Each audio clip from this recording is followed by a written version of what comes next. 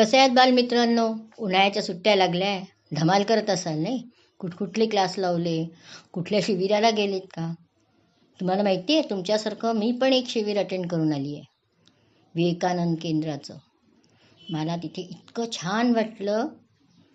सुंदर सुंदर खेळ, गोष्टी, श्लोक. त्यातली एक गोष्ट मला खूप आवडली. तीच गोष्ट आज मी तुम्हाला सांगणार आहे. तुम्ही शिबिरात जाऊन आले असाल, तुमचाही काही आत्मविश्वास वाढला असेल, तुम्हाला आपले सुप्त गुण कळले असतील, तुम्ही काय करू शकता हे नव्याने तुम्हाला लक्षात पण आलं असेल.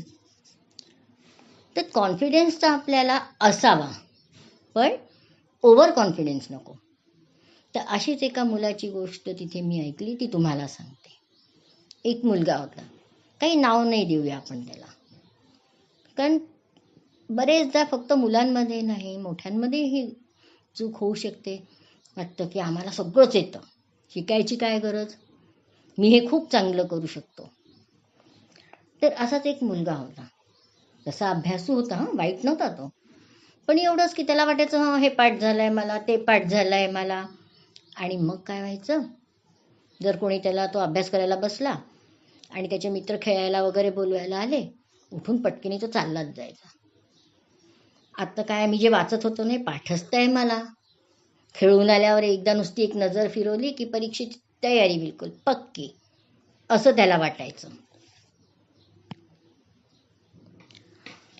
मग काय झालं, असं करता करता करता काही दिवस गेले. त्याला एक स्कॉलरशिप परीक्षा द्यायची होती, त्याच्यासाठी जो त्याचा अभ्यास हा चालू होता.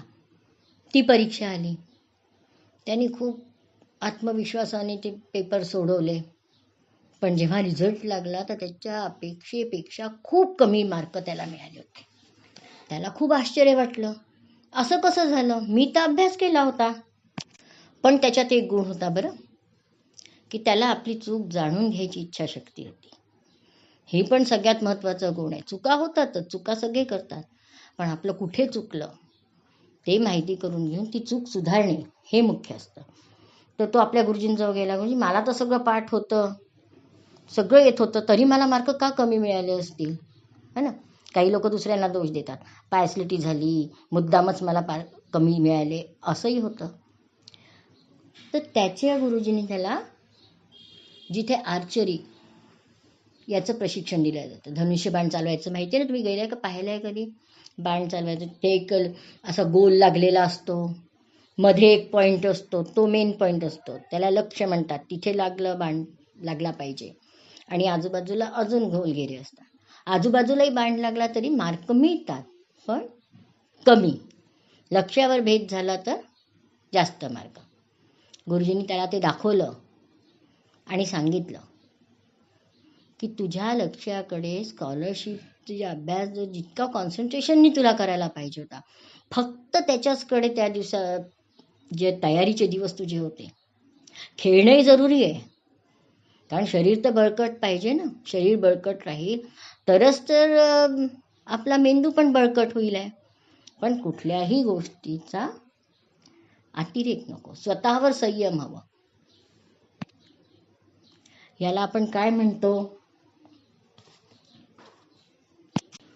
ज्याला स्वयं अनुशासन म्हणूया आपण. आपण कुठलंही काम करत असतो, भले एकाग्रतेने करत असो, पण तरी आपलं लक्ष विचलित करणाऱ्या अनेक घटना आजूबाजूला घडत असतात. कुठे जोराचा आवाजच येईल, कुठे डीजेच लागला असेल. तर या सगळीकडे दुर्लक्ष करून फक्त आपल्या लक्ष्यावर केंद्रित करता आलं पाहिजे स्वतःला.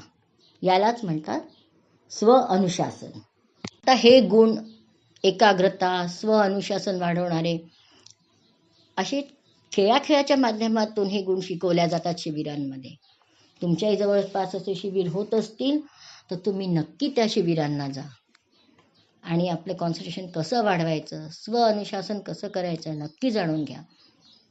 आता तुम्हाला वेळ आहे, सुट्ट्या आहेत, या गोष्टीचा संपूर्ण आयुष्यात तुम्हाला नक्कीच उपयोग होईल.